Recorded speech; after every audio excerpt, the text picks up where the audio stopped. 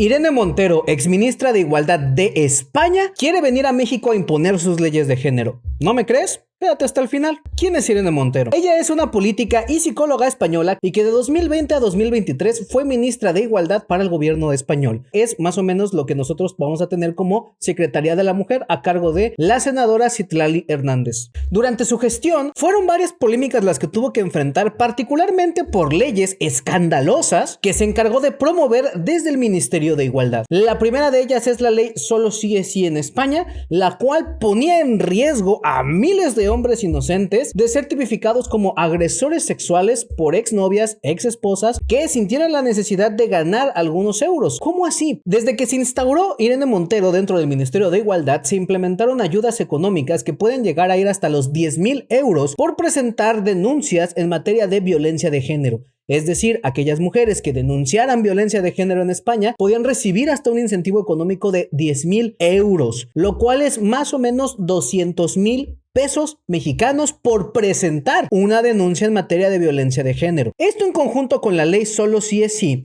la cual se hizo polémica por haber juntado dos delitos que antes eran independientes en España, la agresión sexual y el abuso sexual, en un único delito, el cual inclusive tenía penas menores a las que estaban establecidas antes, generó varias controversias. La primera de ellas es que solamente se aceptaba como consentimiento aquel que fuera explícito e irrevocable. Es decir, si tú querías tener relaciones, por ejemplo, con tu esposa, no te puedes valer del consentimiento implícito que pudiera haber en un juego previo que tuvieras en una situación completamente consensuada con tu esposa. Antes de siquiera iniciar el juego previo, necesitabas preguntarle de manera específica, si no es que hasta firmar un papel en donde le pedías claramente consentimiento para poder iniciar la actividad con tu propia esposa. Entendemos que este tipo de contextos pudieran ser problemáticos, ya que sí, en efecto, hay agresiones sexuales dentro del matrimonio, eso no se niega. Sin embargo, el abrir la definición para ser tan flexible y tan poco clara es lo que genera el peligro, ya que antes se consideraba como delito de violación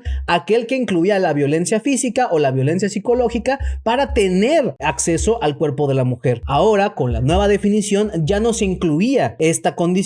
y por lo tanto, cualquier acto sexual podía ser tipificado como una agresión siempre y cuando la mujer dijera que fue una agresión. Sin embargo, el unir ambos delitos no tuvo esta única problemática, ya que al unirlos también hubo un cambio en las penas que se establecían para ambos delitos y por lo tanto, durante algunos meses dejaron en libertad a violadores que ya habían sido sentenciados por parte de la justicia española, ya que con la nueva definición podían reducir sus penas y algunos ya habían reducido sus penas a tal grado de que ya podían quedar en completa libertad. Este cambio jurídico, que después los propios partidos de izquierda en España reconocieron como un error, no fue previsto ni durante la presentación, diseño, discusión o aprobación de dicha ley, ya que todas las leyes que se presentan en materia de violencia de género son leyes que se aprueban de facto sin siquiera leerlas. La segunda ley polémica de Irene Montero tiene que ver con la ley trans en España, aquella ley que se enfoca en preservar y garantizar el derecho de la autodeterminación de su identidad en todos los individuos. Y hasta aquí todo bien, hasta que te metes a leer las letras pequeñas de dicha ley. Y es que dicha ley establece como legales los cambios de género para niños desde los 12 años de edad. Y que, de acuerdo con algunos expertos juristas españoles, el tener una definición medianamente ambigua en quiénes son los que pueden presentar el trámite del cambio de género, también ha permitido que incluso se haga para niños menores de 12 años. Y ese es el principal problema aquí.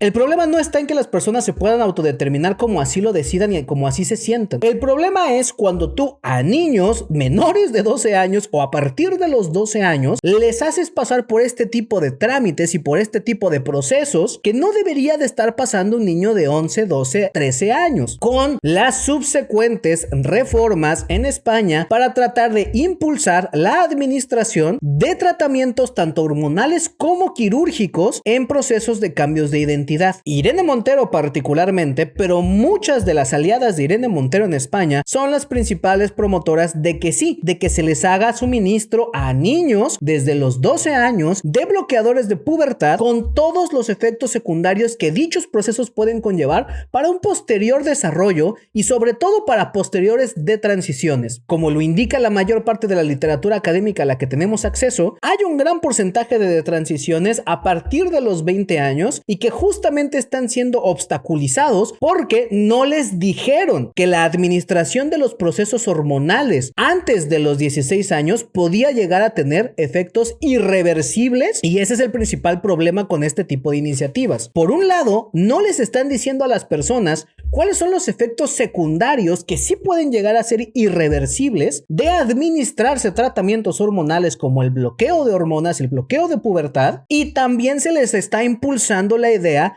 de los cambios quirúrgicos a cada vez menor edad, con los resultados que ya sabemos que puede llegar a tener en el desarrollo posterior de las personas. Sin embargo, la historia de Irene Montero con la infancia no termina aquí. También fue polémica por una declaración en donde ella abiertamente abogaba porque los niños pudieran tener relaciones sexuales con quien ellos quisieran. Porque todos los niños, las niñas, les niñas de este país tienen derecho a conocer su propio cuerpo, a saber que ningún adulto puede tocar su cuerpo si ellos no quieren. Tienen derecho a conocer que pueden amar o tener relaciones sexuales con quien les dé la gana. O tener relaciones sexuales con quien les dé la gana. Y es que en esta declaración de lo que Irene Montero está hablando es supuestamente de los derechos sexuales y reproductivos de los niños. Pero la realidad es que los niños ni siquiera deberían de tener una vida sexual activa. El principal problema entonces con este tipo de declaraciones de la propia ministra de Igualdad, Irene Montero, es que van encaminadas en una narrativa global que lo que busca es la hipersexualización de la infancia. Buscar que los niños desarrollen sus características sexuales a cada vez menor edad y sobre todo y más importante, dejarlos desprotegidos para que personas que pueden caer en conductas depredatorias sexuales puedan poner sus manos sobre ellos sin que haya una consecuencia legal de por medio, ya que, como se ha demostrado en países principalmente como Alemania, pero también como España,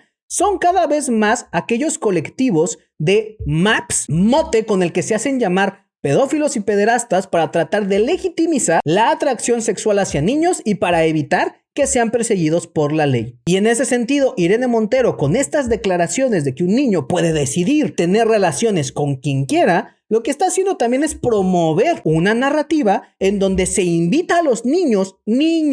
no adolescentes, no adultos jóvenes, niños, a explorar el ámbito de su sexualidad ya aplicada en las relaciones sexuales, lo cual incluso puede abrir la puerta para que tengan relaciones sexuales con adultos y que nadie lo pueda castigar porque a final de cuentas, como lo dijo ella misma, están en su derecho de decidir y supuestamente, de acuerdo con ella, son capaces para dar su consentimiento, lo cual es completamente falso y en ningún lugar del mundo debería de ser permitido que un niño pudiera ser acreditable de dar consentimiento ni para un cambio de género, ni para un tratamiento hormonal, ni para un tratamiento quirúrgico, mucho menos para tener relaciones sexuales. Porque si a los niños no les permitimos conducir, no les permitimos tomar, no les permitimos fumar, no les permitimos votar, no les permitimos toda una serie de cosas porque entendemos que están en un proceso formativo de su cerebrito y que por lo tanto no son capaces de comprender la amalgama de opciones que tienen presentes con la profundidad que se necesita para tomar ese tipo de decisiones, no deberíamos de estar generando marcos normativos que ignoran toda esta realidad biológica, anatómica del ser humano para tratar de impulsarles a ellos narrativas perversas. Y es que como una muestra más del peligro que representa tener a individuos como Irene Montero tomando decisiones, es cuando demuestra que está completamente ideologizada al grado de que ni siquiera ella puede definir lo que es una mujer. Ser mujer es tener una posición en la sociedad de desigualdad frente a los hombres. ¿Y lo pondrías así en el diccionario? En plan, bueno, mujer, no sé, que tiene... nunca me han pedido el ejercicio de hacer una definición de la RAE, pero vale, acepto el reto. Pero lo que me dices es como podríamos poner persona que sufre de más violencia, que sufre de más pobreza, persona que sufre de más discriminación. ¿Eso sería la definición de mujer? Sí. Pero entonces, por ejemplo, ¿tú no entrarías en esta descripción de mujer que me estás diciendo? ¿A qué te refieres? Porque es una persona que tiene un acceso público, cierto poder adquisitivo, que no es tan discriminada porque es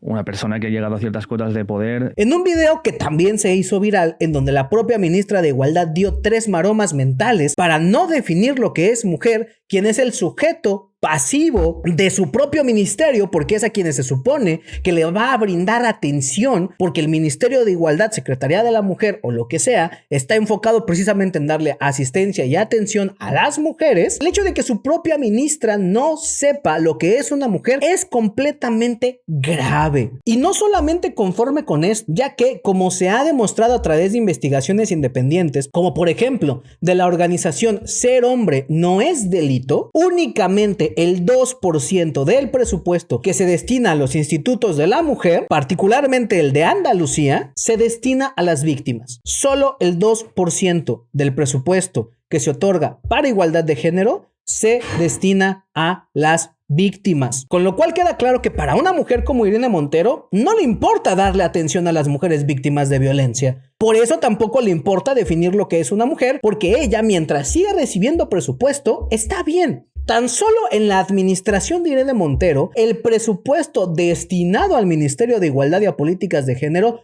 creció en un 45%, solo durante la administración de Irene Montero. Hay cifras que incluso dicen que en España la mitad de su presupuesto se está destinando a políticas de género. Y el fracaso es tal que cada año le destinan más presupuesto a género. Sin embargo, en ninguno de los años han logrado disminuir los indicadores de violencia para las mujeres. Con lo cual queda en claro que las instituciones que encabezan personas como Irene Montero no están encaminadas a darle atención y seguimiento a las víctimas de violencia de género. Con lo cual nos queda claro además que lo único que están buscando es percibir y cooptar presupuesto público para enriquecerse. Entonces, la realidad es que Irene Montero lo que representa es la peor ala feminista que tiene España para ofrecer. Es una feminista que no sabe a quiénes defiende, es una feminista que se aprovecha y lucra con el dolor de las mujeres víctimas de violencia de género, es una feminista que promueve abiertamente la sexualización de los niños y sobre todo es una feminista que está tratando de exportar sus ideas a otros países, porque como el bulo del Ministerio de Igualdad ya no le está funcionando en España y cada vez hay más presiones para empezar a fiscalizar el ejercicio del Ministerio de Igualdad y generar políticas que realmente ayuden a las mujeres, ahora está huyendo a otros países y está encontrando en México una oportunidad